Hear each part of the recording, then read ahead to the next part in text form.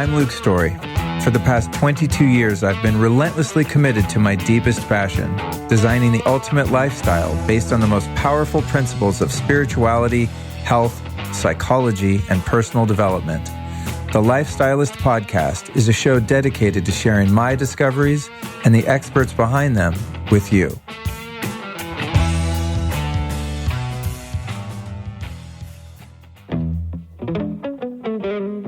Since I'm such a devotional biohacker, people always ask me, okay, Luke, what's your number one biohack? And as boring as it might be, I have to say it's sleep. Now, sleep isn't the most sexy biohack. Well, it depends on who you're sleeping with, I suppose. But it's kind of boring. It's not a magic pill. It's not that exciting, but it's really, really important. And one thing that ruins your sleep more than anything is being exposed to unnatural, artificial blue light at night, which is your computer, your phone, any lighting that you go into in any building in the world that's not red or amber is trashing your melatonin and thus ruining your sleep. So that's why I love our friends over at Raw Optics, who make some fantastic blue blocking glasses that are not only effective at blocking the blue and even the green spectrum of light that ruins your sleep and eventually, of course, your health, but they also look cool. It's not embarrassing to wear them like it was back in the day when blue blockers first came out. I think we'd get them like at Home Depot, they were super gnarly. Raw Optics makes some dope looking glasses so you can, feel confident and fashionable and also healthy. So if you want to check them out, go to rawoptics.com. That's spelled R-A, rawoptics.com. And if you'd like to save yourself 10%, because why not, enter the code LIFESTYLIST. So that's LIFESTYLIST at rawoptics.com.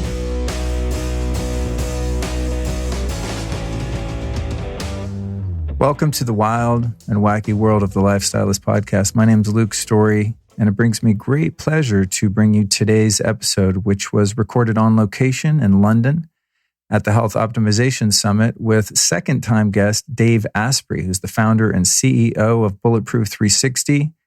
He's the creator of the global phenomenon Bulletproof coffee. I had one this morning. He's a two-time New York Times bestselling author, host of the Webby award-winning podcast Bulletproof Radio, on which I've been a grateful guest. He's a serial entrepreneur and a global change agent. He recently released his new book, Superhuman, The Bulletproof Plan to Age Backward and Maybe Even Live Forever. Now, before I get into this episode with Dave, I want to warn you, the first 13 minutes of audio are atrocious. There was an issue with my recorder, and the track was corrupt for the first 13 minutes. So I had to use the feed from the Facebook Live, which is just an ambient room mic, and it picked up tons of horrific noise. However, I didn't want to shit can this episode because Dave talked about so many cool things that he's never really talked about, or I've never heard him talk about. Much of the inner game of biohacking and personal development and a little bit of spirituality. So this is more so than like how to hack your mitochondria, although he talks about a lot of great health hacks as well. It was a pretty deep conversation with Dave, and we had a really great time. So normally with anyone else, if it was just a standard rote episode, if 13 minutes of it sounded pretty rough, I would just can it and I would start anew. But this one's a really good one. So I just want to let you know, just hang in there. The sound gets up to my absolute normal high quality after the first 13 minutes of the interview. So just chill, use it as an opportunity to surrender, lay back, accept imperfections, as I'm doing as I release this thing, much to my own chagrin. Here's what we talk about in this episode: how the exercise industry has made exercise more and more confusing, and what we can learn by looking at the history of fitness. Overcoming biohacking obsessions to focus on your core intention. How to know if you're suffering from mold exposure, a condition that affects far more people than are aware of it. What biohackers should know about their cellular level placebo response. The evolution of 40 years of Zen and biohacking with neurofeedback, and my experience in that program. How anyone can change their mindset and the way they experience life by doing deep personal work, and the data to show that it works. What you can do to double, even triple the duration of your deep sleep. What we can learn from taking a systems approach to aging. The bulletproof plan to age backward. The 4 things that are most likely to kill you. Why dirty keto doesn't work. Maintaining the 7 pillars of aging in your body. What vegans will love in Dave's new book. And finally, why corn-fed beef shouldn't even be considered a food. So thank you so much for joining me on this episode. I'd like to invite you to come back next Tuesday for a very special birthday show. My birthday, that is, October 29th. I'll be turning the ripe old age of 49. Oh my God, how did that happen? And the episode next week will be a live talk that I did also in London at the same event. And it was one that was very well received and I had a great time doing. So I thought, what the hell? Happy birthday to me. I'm going to put out a live bootleg broadcast next Tuesday. So subscribe to the show to make sure you don't miss that episode or any Lifestylist podcast episode to follow.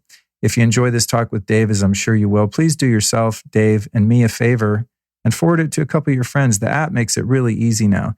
The bottom right, at least of the app I use, which is I think the Apple Podcast app, click on the bottom right, click share, and then it lets you email it, post it to social, copy the link, text it. Super easy. It used to be whack. It was very hard to share specific podcast episodes with people. Now we've evolved, folks, and it's really easy. So thank you so much again for joining me. Please enjoy this enlightening conversation with Mr. Dave Asprey. And again, don't forget that at exactly 13 minutes, the audio of this interview becomes impeccable. So hang in there.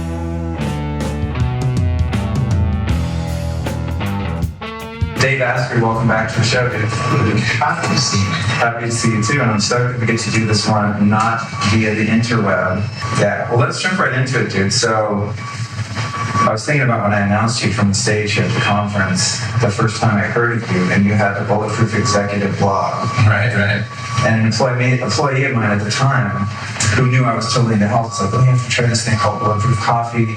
You put butter in the coffee. And at the time, I was thinking, hey, she doesn't know anything about health because butter has cholesterol, and that's going to clog your arteries and give you a heart attack.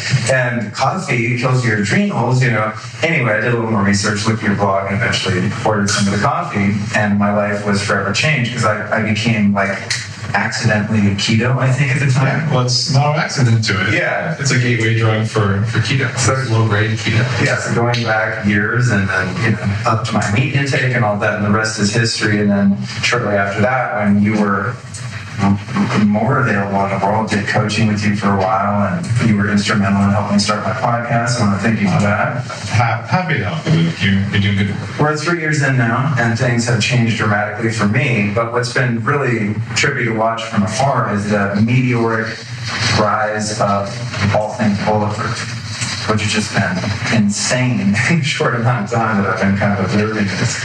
So right now I'm asking you, how do you keep up with all that you have going on? What I've done is I've turned off the cranky voice in my head. So you waste a third to a half of your energy, and it's just sort of perspective. And you waste a lot of energy on useless storytelling inside your head. And then you probably aren't making enough energy. So over the course of time, I've been really good at turning on new cellular energy production, introducing new concepts around mitochondria, and teaching people how to hack their sleep, higher quality sleep. Almost every blog you see about hacking your sleep, if it mentions high MTT or brain-octane collagen, is a derivative of one of my original posts because no one had ever written that. I had to figure it out. And so things like that, you do that for 10 plus years. We know that it takes 7 years to replace half the collagen in your tissues. Bulletproof made collagen a category that we pay attention to. I've been on collagen for 10 plus years, so half my collagen is up. And it takes something like 700 and something days. It's a half-life of fat in the cells in your body. So it takes you, call it 4 or 5 years to replace a substantial percentage of your cell membranes with high-performance, stable, healthy fats. Well, you do that, and then you turn off all the garbage thinking in your head, and your ability to stay on top of things is not what you thought it was. Right. So in addition to Bulletproof, I'm seeing you kind of involved in so many different things. There's the coaching program with Mark Atkinson, who recorded from yesterday. It was fantastic. Oh yeah, I started that program was inside Bulletproof, and we spun it out as part of Upgrade Labs. Right. And yeah, Mark and I created all that content. And it was, how do you teach people to be bulletproof? And how do you teach people to teach people? A lot of people don't know this, but I ran the web and internet engineering program in Silicon Valley from the University of California. We would teach engineers how to stop thinking about low cell computing and start thinking about the internet. And I hired teachers to manage the curriculum and taught for months a week. And so I love teaching, and I love teaching teachers. And there's a technique. It takes time to learn how to do that. So I wanted to create a program because everyone was saying, hey, how can I be more bulletproof? And how do I tell all my friends? How do I make a career out of this? So yeah, that was a part of it. And then Upgrade Labs itself. This is something I started inside Bulletproof. I'm saying, look, we can do our food better. We can disrupt big food, but how do you disrupt these two old exercise techniques? One was get chased by a tiger or chase a tiger, and pick up rocks. Those are pretty much, or maybe swing a club at something like that. That's the history of exercise. We did have one upgrade. We started using rocks, we started using we can do better. So the idea, how do we create resilience in this company? That was Upgrade Labs, and we ended up spinning that out because it turns out if you're a company that's disrupting big food, having that is a productivity mismatch, financially and operationally, because there wasn't enough love for that. Yeah, I've noticed there's changes in names and things like that. Bulletproof has kind of, become segregated into the company it is, and the other offshoots have kind of become their own thing and stand on their own. It's creating multiple brands that have their own identity and all, and the experience of being bulletproof is different than the experience of being bulletproof. So how do we show you, how do we teach you, how do we provide for you? Well, that leads me into my next line of questioning, which is not something I hear people ask you about a lot.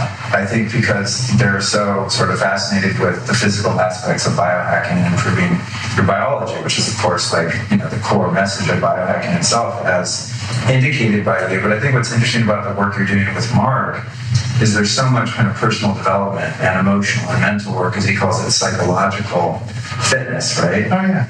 And so I've struggled kind of with the obsessive element of all of the supplements and all of the routines and all of the biohacking and kind of all of the physical practices, and that I know the intention is to feel better, to have more energy so that I can fulfill my purpose in the world. What about the side of it that comes from perhaps a psychological core of controlling everything, right? Because part of biohacking is controlling your environment, your biology.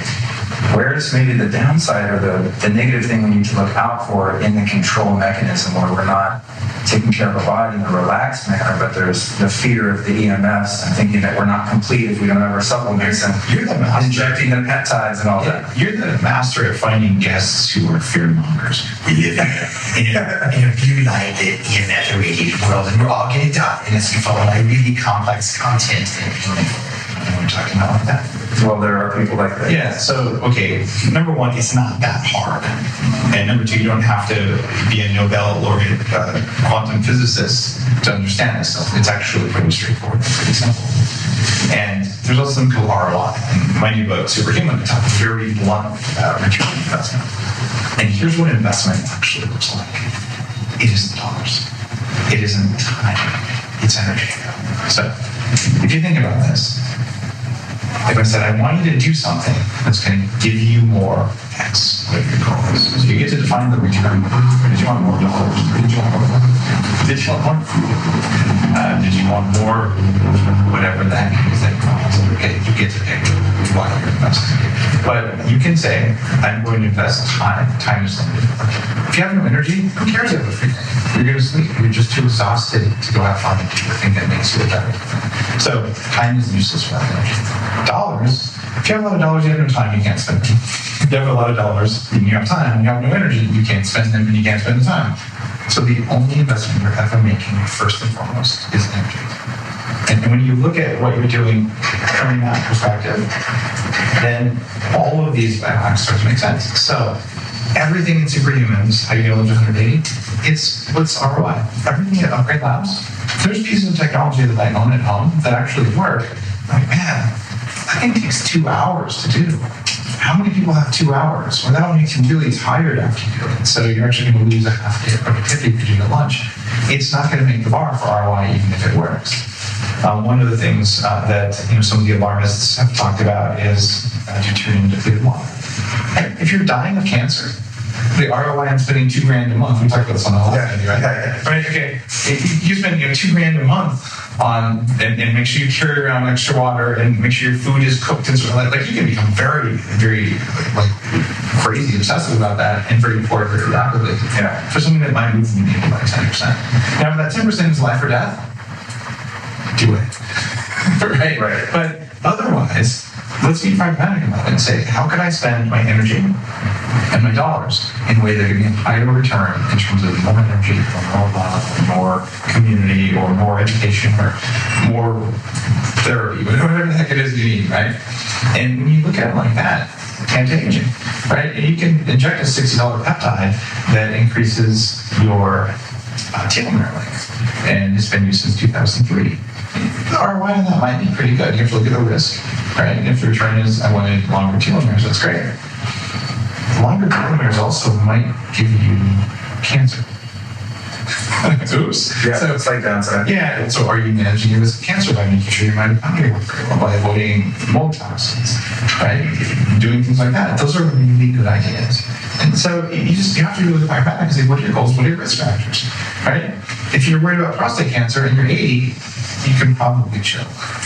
Because something else is likely to take you out before prostate cancer because it's very slow growing if it's the normal kind, right? And the risk of having incontinence and erectile dysfunction in the latter part of your life isn't worth it. So you just have to do that. And that removes a lot of this fear because you're saying, what's in it for me and how much is it going to cost in terms of energy? And if you find the combination of dollars, time, and energy that you invest is worth it based on the return you're seeking, it's great. If the return you're seeking is perfection, and that is a problem, then you have the equivalent of orthorexia. You have people who over-exercise, get anorexia, I won't eat this, and you can have this like fear. And what perfectionism comes from is the stuff that 40 years of Zen, the stuff that Mark and I teach in the Human Performance Institute. And what's going on there is really straightforward. Perfectionism is fear. And it's fear of not being good enough. Because if you are not good enough, no one will love you. And if no one loves you, no one will feed you. And if no one feeds you, you'll die. So the first F word, driven by mitochondria, and you probably echoed this on your show, is starting to reach consciousness. But there's 3 F words about mitochondria. It's original thinking from me about biological algorithmic distributed systems and how they roll up. And it is tied to the hierarchy of human needs and all that stuff. But the difference is that the automatic unconscious behaviors that we have are driven in a subcellular fashion and roll up into your nervous system, roll up in your brain, and then you think it's you. You tell yourself a story about why you're a bad person because you wanted to blame that person, you want to eat that donut, and you have all these other bad urges, whatever they are. I shied away from that thing. I didn't ask the girl out. I didn't stand up in a meeting for myself, or I yelled at my wife, or whatever, and then you judge yourself. Man, it's a really complex system. I don't really change the environment on that. So control. If you're using control as an element to continue your evolution towards enlightenment as a human being, that's a good use of control. Right. Because then it's more of a discipline. It's discipline. It's like a fear-based control. Yeah. And if it's hair shirts and self-flagellation, welcome to dirty keto. Right. That makes a lot of sense. I interviewed Bruce Lipton a while ago. I love Bruce. Yeah. And I had interviewed someone that you're probably talking about when you're talking about fear mongering right before that, and we were talking about 5G, and I'm actually highly EMF sensitive. I discovered.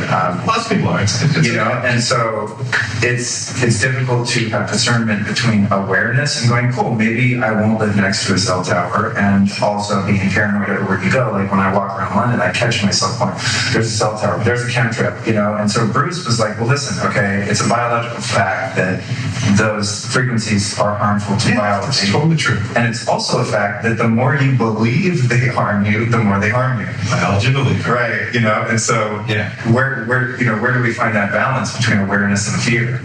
There's actually a couple people out there who talk about retraining your amygdala. In fact, the CEO has done that kind of training. And you can actually teach your amygdala to be less reactive to online trolls who spread fear, and to be less reactive to motives, and to be less reactive to EMFs. There's a lot of people in toxic molds that communicate to that. And I absolutely know for sure that once you finally figure out, you know what, when I eat that food, I go batshit crazy. Right? There are people like that out there. In fact, one of the early things that convinced me that this was real was a book from the 50s or 60s. I don't remember its title. It was by a psychiatrist. And he said, I have these fascinating patients. If I expose this patient to secondhand smoke, they believe they're Jesus for 10 days. And then I pull away the secondhand smoke, they turn back to normal, like, why am I here? Come on, can I go? And then you secondhand smoke, poof, I'm Jesus again, right? So this is an extreme reaction to something. So we will and can react to things like that. But once you know what it is a self-preservation instinct to say, I am not going to expose myself to that. And if I get it, my body, because it is serving me, is sending me a clear and present danger signal because it is dangerous. However, it's not going to kill you now, and you can handle it. And what people who have chronic fatigue or mold illness, the way that I did, the way you experience the world is you are in a place that's moldy, and then 20 minutes later, you're seeing colors and you can't keep your eyes open. You can't pay attention. Then you're yelling at people around you and you just like you lose it. And then you feel like crap. And then the next day, your gut's shedding its lining. The day after that, you have like really deep pimples coming out and you feel like you're hungover all the time and you can barely put one foot in front of another. And if you don't know all the hacks that I learned, for 6 weeks, you feel like garbage if you sleep in a moldy hotel room once, or even sometimes if you're in a room for a little while. And this isn't you. This is a cellular level response. But we've also learned, in fact, this is one of my favorite studies ever. They took college students and they said, hey, we're going to test you and see how you like this weird green smoothie slimy thing. And they took a smoothie and they put it was cyclosporin. They put an immune suppressant in the smoothie. And then they tested, had everyone, give us a flavor rating on this. And then they measured their immune function. And of course, it was suppressed. Well, they came back and they never told them anything about the immune function. They were unaware. So there's no placebo in this study whatsoever. Then they go back 6 weeks later and they give them a retest, the same smoothie without the immune suppressant. And then they measure their immune function. It suppresses automatically. What the hell? What's going on? Cellular level placebo response. So part of what's going on with this is your body, in a true and correct way, knows that there is such a thing as voltage-gated calcium channels, and they're 17 million times more sensitive to electrical fields, and that it causes cell swelling, causes mitochondrial dysfunction. And now that one might come through. Welcome to London, ladies and gentlemen. There we go. Carry on. And well, man, that's no good. They're done now. And what happens there is you're experiencing something that is real. Your body's saying, I want to be safe, protect me. This is dangerous. The body, because we're talking a distributed network of tiny single cell bacteria embedded in your cells that are trying to make a second by second decision about whether this is safe or not.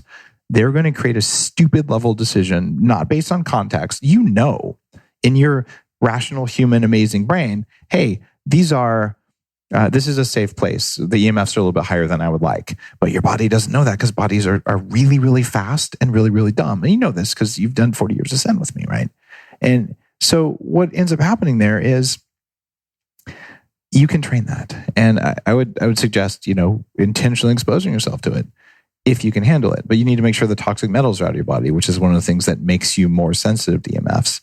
And what you don't want to do, though, is knock yourself out. And what I found is I'm just gonna man up. I'm gonna deal with this moldy environment, but then it would take me out for a week. That's not how you do it. So how do you walk the line between, I'm just gonna take a deep breath and be peaceful, and I'm gonna be at one with the fact that I'm taking a mild hit here versus, oh man, I actually knocked myself out. And only you know that, but look at amygdala desensitization. Yeah, that's really interesting because I've only looked at the amygdala and the sort of trauma response where you get this rush of adrenaline and cortisol and you're triggered and you're freaking out about something that happened when you were 4.5. You know what I mean? That's at the core of HPI and 40 years of Zen, yeah. Because I didn't think about that from perspective of the amygdala having, more of a physical trauma response to environmental stressors, it's the same system. Interesting. Have you done EMDR on it? I have, yeah. Okay, did it help? Yeah.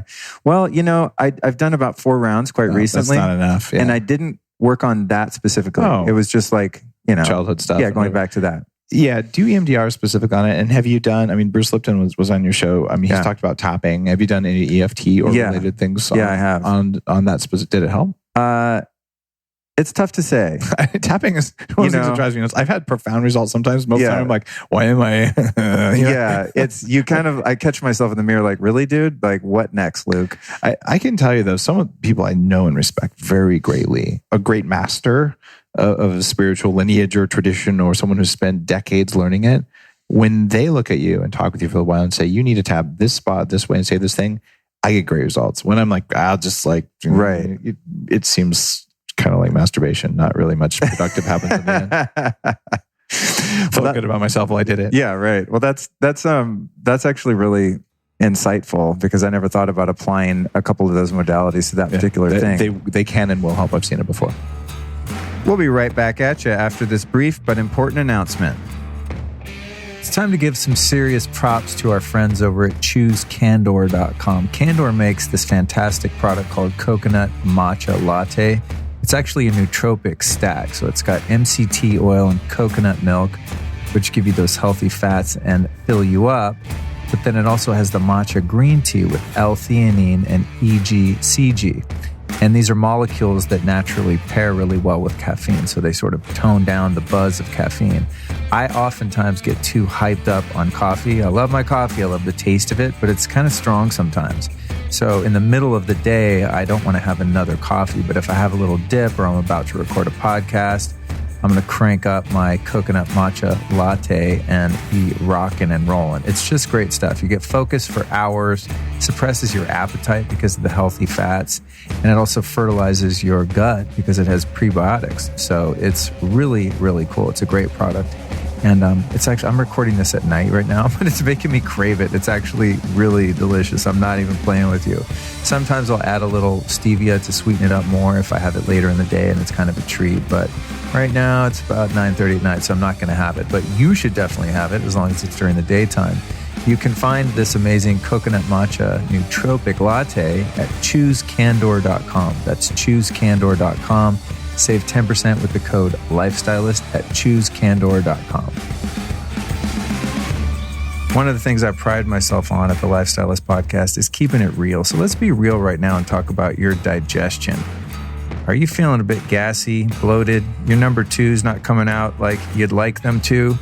Gut dysbiosis is a huge problem worldwide. There's so many toxins and pesticides in our food and the use of antibiotics and all kinds of things that we do to ourselves that just ruin the various strains of bacteria that need to be thriving in our intestines, right? So our friends over at Just Thrive Probiotic have created an amazing product. I use this stuff every day, like everything I ever talk about here on the show. And what they've done is they've made a spore-based probiotic, which actually survives digestion and hatches inside you, kind of like little aliens, but not that gross and totally good for you. So I'd love for you to check out our sponsor. You can go to thriveprobiotic.com/Luke. Use the code Luke15 to save 15% off.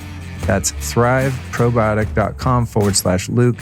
The audience code is Luke15. And I take this stuff every day, man. And it's really helping my digestion. It's something I've always struggled with. No matter what kind of food I'm eating, I don't know. I just can't get like the gut thing right. And it has so much to do with your immune system and your mood, your neurotransmitters, all this kind of stuff. So super important to go check out thriveprobiotic.com/Luke. And now back to the interview. When it comes to the neurofeedback in 40 Years of Zen, you know, I did it years ago when the center you had was in Sedona and almost drowned myself by doing a cold plunge in the river, incidentally, but it was a fun trip. Aside from that, how has 40 Years of Zen evolved? And tell people a little bit what that's about, because I found it to be really impactful and have since done tons of neurofeedback, you know, just on my own. I started doing neurofeedback in 1997, and I've told this story. It might be in Superhuman. It's certainly in Game Changers, my last book, which is much more of a personal development angled book. And the idea behind that is you just get a signal off your brain, you play it back in, and you can learn things. And I found pretty soon that doing neurofeedback on yourself without a neuroscientist helping to tune it has limitations, because how do I put it? If you change your lens on reality, you won't know what you did because your reality changed. And you won't know that it's necessarily for the best. It's sort of like if you could open up your head and do some brain surgery and you cut something, you're not going to necessarily know you cut it because you still feel like you. And that's why neuroscience is such a fascinating field.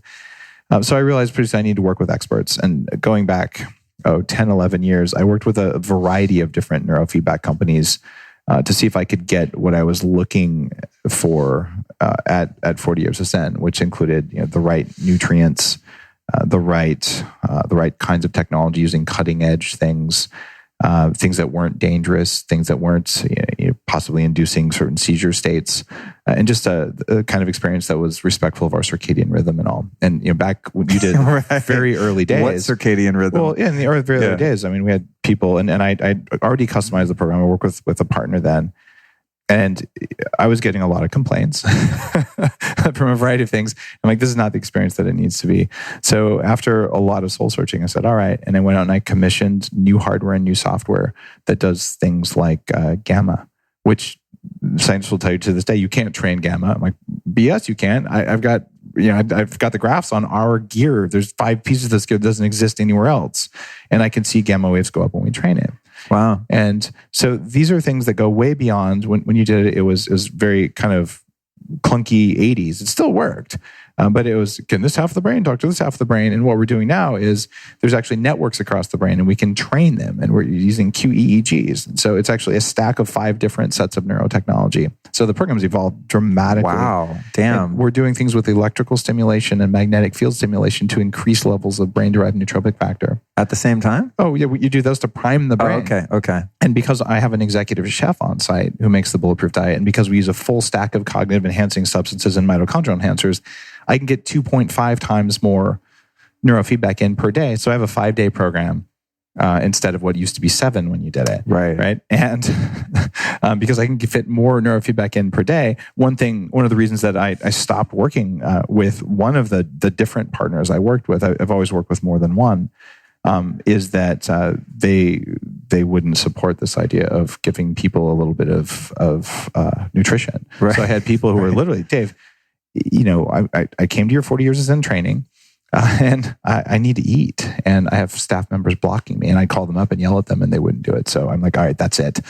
We are going to use new tech. We're going to use new research that's come out in the last 10 years, and we're going to properly care for people, and we're going to nourish them and make a safe space, to the point that when you did it, certainly because that isn't the facility in Seattle that we made for this, I commissioned the creation of these pods. They look like giant eggs. Oh, cool. And the doors open. So it's not like the Star Wars fighter little booth anymore. With like weird stuff. No.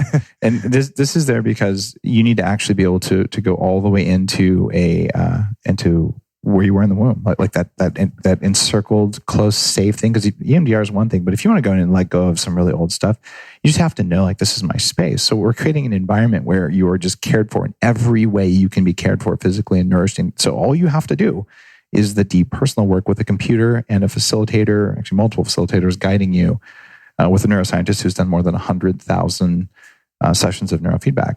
And along the way, we're respecting your circadian biology, including the color of light. So you come out, you put on your true dark glasses, and we know, because we do the neuroscience, what those do to your brainwaves. So we can keep you in the state that you just earned when you come out of it and you're talking about it. So yeah, the program's evolved quite a bit that's crazy. From the 80s version when it first started. Yeah, I was sure that there had been advancements, but that's nuts. I like the idea of the sensory deprivation pod too. Oh, it's big. That was a cool element of the old model. I mean, you were in your own little private room, kind of your 80s little neon kind of vibe. I have pictures of it on my Instagram from back then, but it was cool being kind of cut off from the world, and there's no windows. You don't have your cell phone, you don't have a clock, so it really did assist in going deep, and the depth of that experience was partially due to the fact that there was no outside stimuli. You'll find that, but it's a round, but you're still custom. You didn't have the cocoon womb vibe. You're just in a dark room. Yep. And also the sleep deprivation was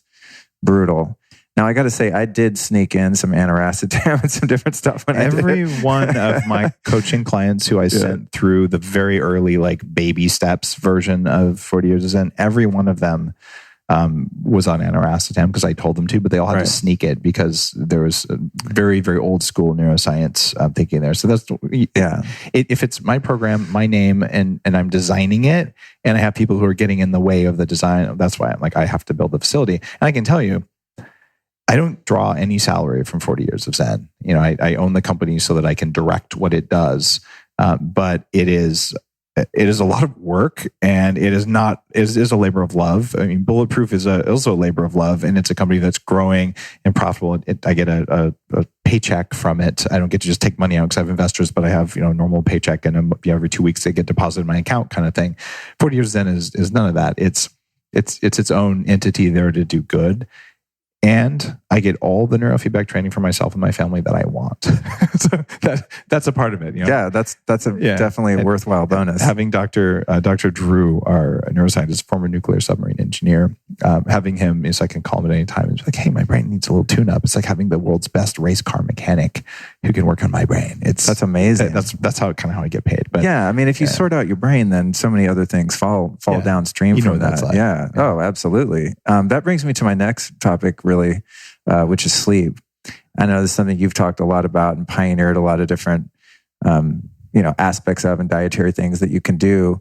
So I know probably most of the things you've talked about, and I'm sure I've talked about many of them on the show before, and I've done sleep special, dedicated shows. But do you have anything new that's really been exciting? Yeah. I recently started doing this DSIP peptide, deep sleep inducing peptide. I haven't tried that yet. I doubled my deep sleep.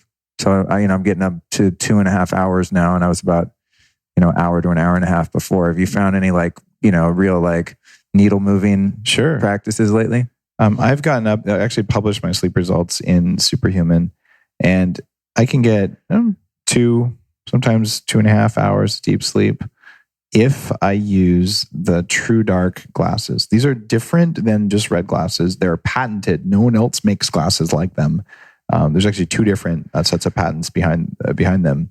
And I actually wore them for 2 hours before I got on the airplane to fly to London from the West Coast. I wore them on my whole flight. Yeah, I did too. I wore them on the whole flight. Because I was on a night flight. You got the True Dark. Yeah. The wraparound ones. Yeah, the wraparound. I look like a serial killer. I was like, I'm always want to go, you guys, I'm actually fairly normal. I know I look really weird because I have my hoodie on. I do the same thing. A baseball hat. I have a picture of my son. He's 10. He's wearing his, and he's got his hat on. Yeah. And you just tell people, if I take this off, lasers will come out of my eyes. That's what I tell them. Okay, I'll try that. Like Cyclops. Don't make me cut the airplane in half with my eyes. It would be bad. But that for me doubles my deep sleep very reliably. And on the airplane, I got 2 hours of deep sleep. Oh my God. How amazing is that? My Aura score on the flight over here was I got a 33, and I'm usually in the low 90s. Wow. Yeah, 33. I got 3 minutes of deep sleep, 6 minutes of REM. It was a disaster, but it's just because I slept 4.5 hours on the airplane because I wanted to watch a movie, and I got 2 hours of deep sleep in that time. Oh, that's epic. Crap. But the glasses are required. Right. I take the Bulletproof sleep mode, which has some unusual amino acids in it that most people don't associate with sleep. And it has a small amount of melatonin, like 0.5 milligram, not a lot. And then for REM sleep, that's been my challenge for 20 something years, where even if I could get my deep sleep up, my REM would be 20 minutes, 25 minutes, not where I wanted it.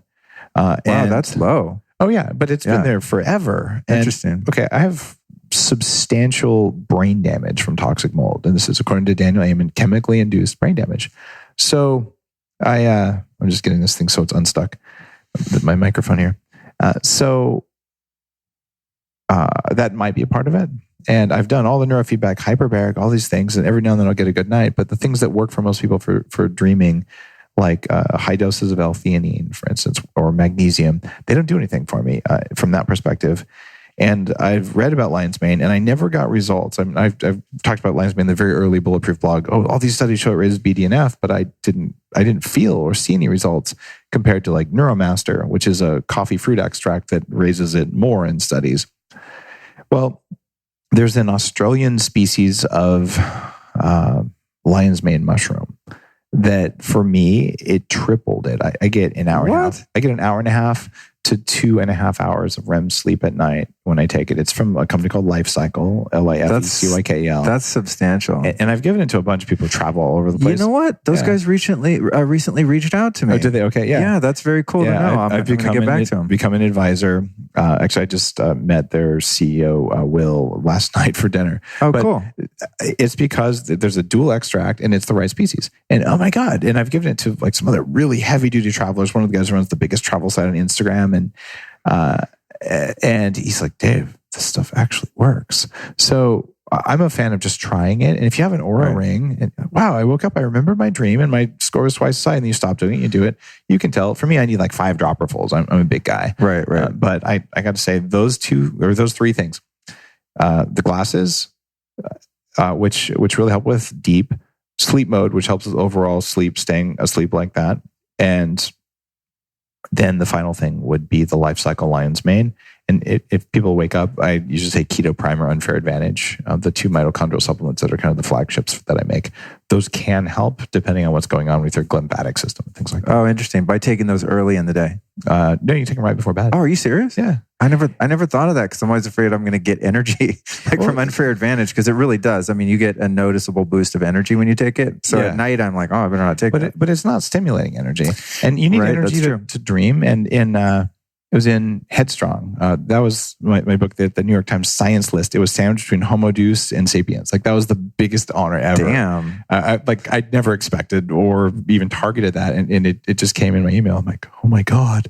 That's cool. But in that book, I found the studies that talk about the mitochondrial dynamics of the glymphatic system. And the glymphatic system is the system that pumps cerebrospinal fluid into your brain. All the cells dump their water and then they replace it with clean water. Well, if you can increase the efficiency of that pumping system, you'll actually do better at sleep. There's all sorts of protein folding and unfolding and all sorts of enzymes that are created. These are all electron-dependent processes. So you take some mitochondrial stimulants that don't have anything like caffeine or herbal stimulants or any of that stuff. It'll actually improve your sleep efficiency score. Damn, that's rad. Good to know. I've been missing out. Let's talk about, in our last few minutes here, the new book, Superhuman, which we have a copy of here, which we can show by the time this comes out. What's the deal with that?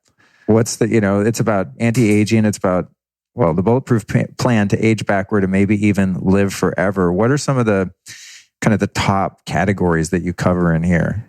Well, there's a systems approach to aging, a systems approach to a lot of things. And people are telling me, Dave, you look younger than you did before. I'm 46 years old. My skin is in remarkable shape. And my body was biologically a total shit show, Luke.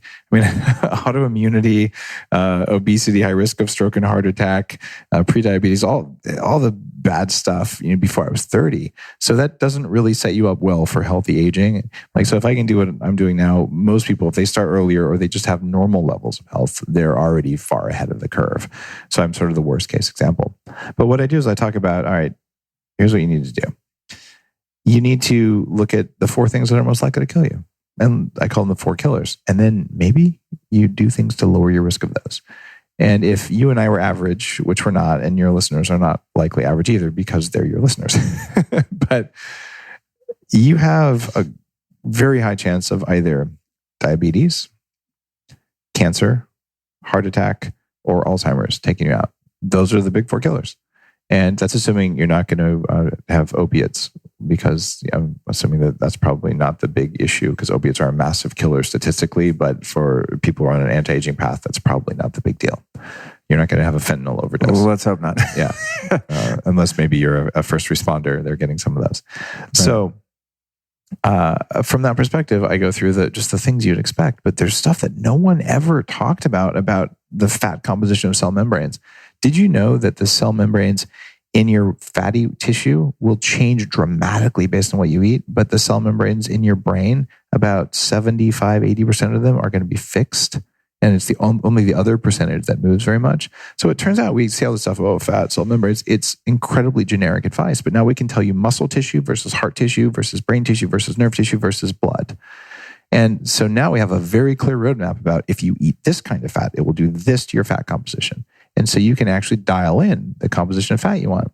And newsflash, you eat more of the right kinds of saturated fat that is not damaged, your adipose tissue will lower its amount most dramatically of things like omega-6 fats or damaged fats. And you need omega-6 in your brain very specifically. You don't need too much of it though.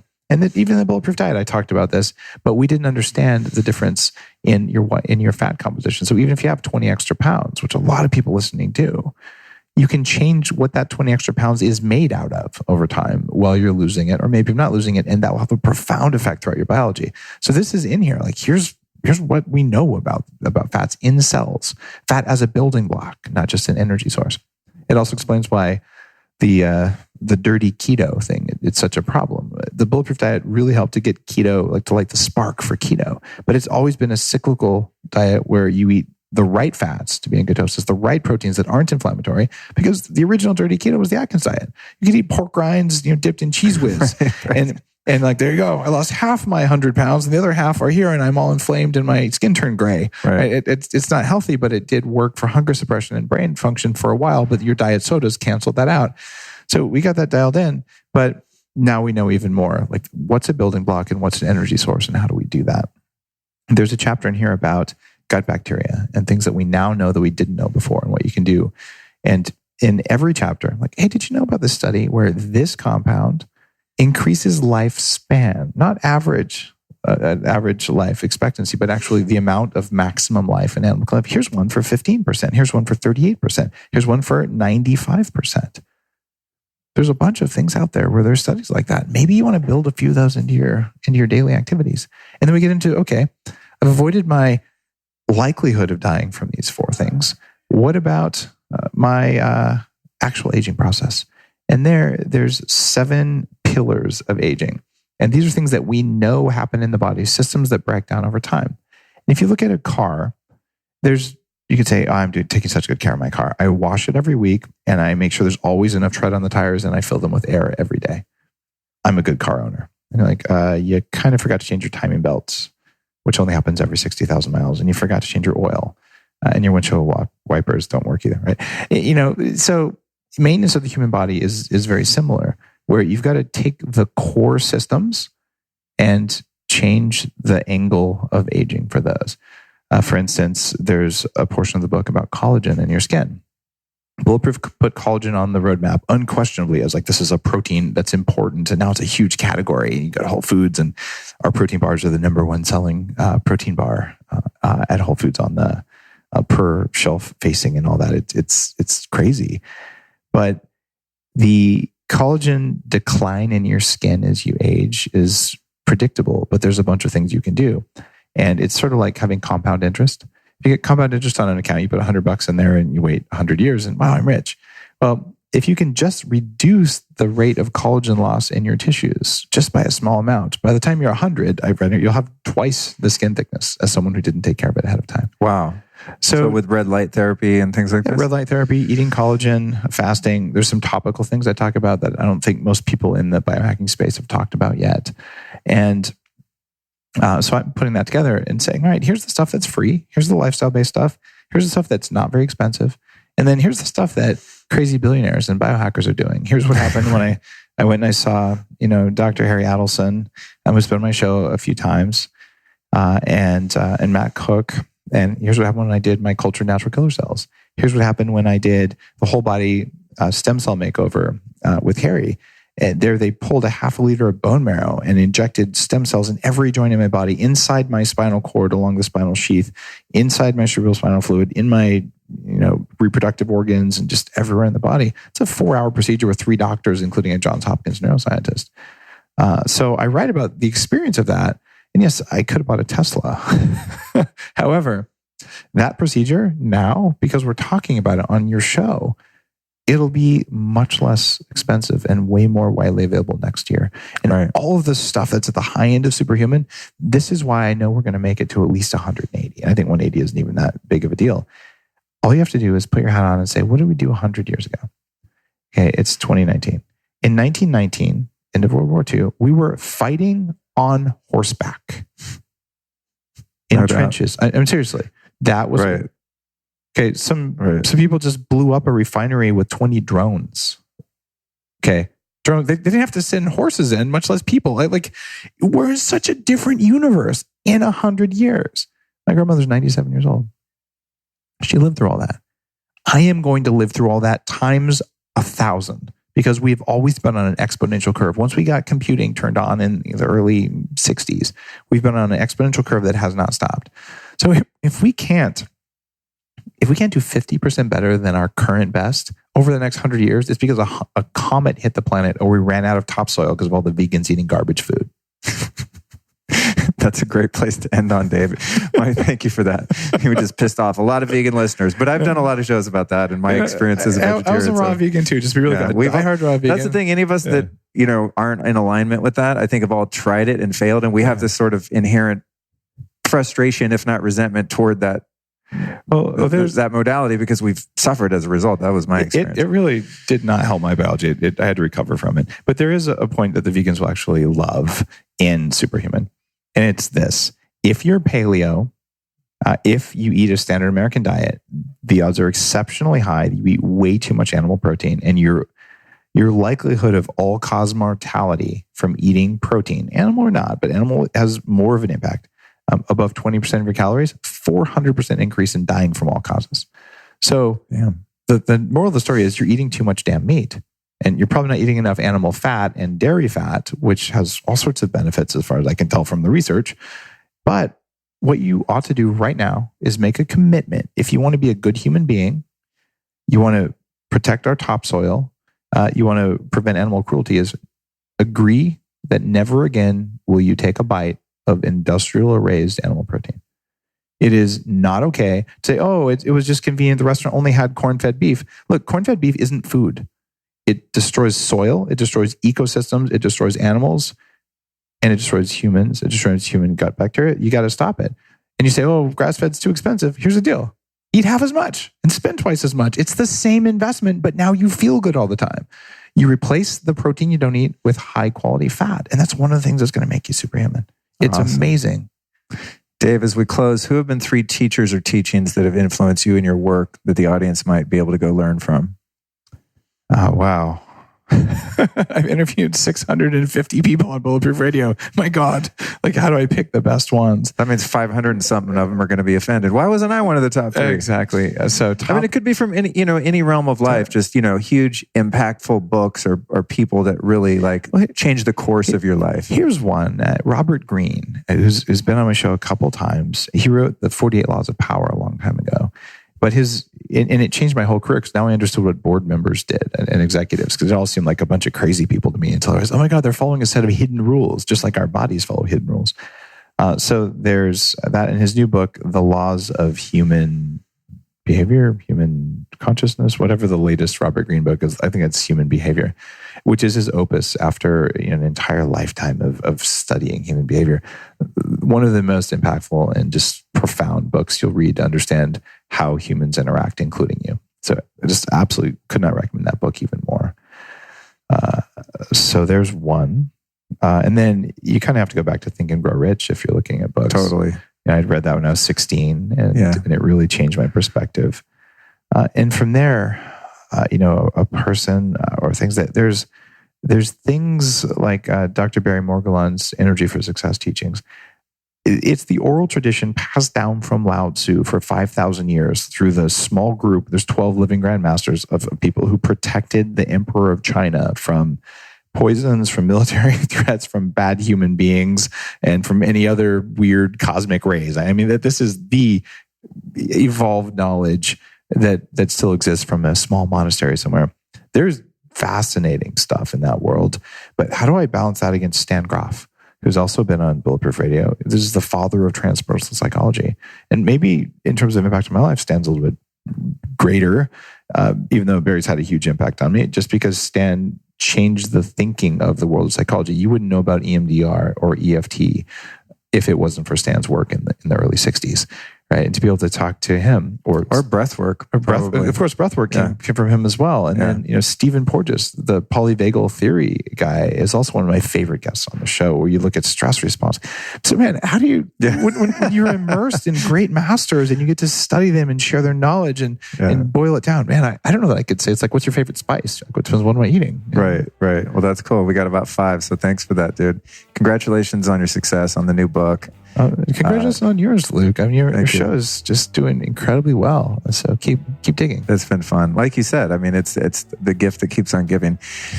Dave, thanks so much for joining me again on the show, dude. I look forward to seeing you again. It's my pleasure, man. Thanks. Last call for alcohol, folks. We don't care where you go, but you can't stay here because this podcast is closed. It's 2 a.m. We're dropping the mops. It's time to get out of here. Thank you so much for joining me. I'll be back in your eardrums next Tuesday, October 29th, for a very special birthday show, a bootleg broadcast episode recorded live in London. While you're listening to that episode on Tuesday, I'll be deep in the woods partaking in a Wachuma ceremony. So wish me luck on that. Send me some good prayers and thoughts on my 49th birthday. And I appreciate you so much. Thank you for listening to this podcast and every other podcast you've tuned into. You can do yourself and me and Dave Asprey a favor and forward this episode to a friend. And let's thank our sponsors, without whom this show and every episode of the podcast would be completely impossible because ain't nobody going to work for free. You know what I mean? So we've got our friends over at Raw Optics. You can go to rawoptics.com. Save 10% off with the code LifeStylist. Then let's get your gut healthy. Let's get over to thriveprobiotic.com/Luke. You can get some good bugs down in your belly. And you can save 15% off those bugs with the code Luke15. That's thriveprobiotic.com/Luke. And then my friends over at Candor. You can go to choosecandor.com, enter the code LifeStylist, and save 10% off. These guys make the most amazing matcha nootropic drink. It's insane. Actually, I should have had one before I recorded this today because I'm feeling a little dense for some reason. I think too much travel. But I like to do the Candor matcha before I record these intros and outros because I swear to God, it does make me brighter and more articulate. I don't know. It's a combination of the caffeine, the theanine, the whole thing they got going over there. So definitely check out choosecandor.com. The code's LifeStylist, and you can save 10% off.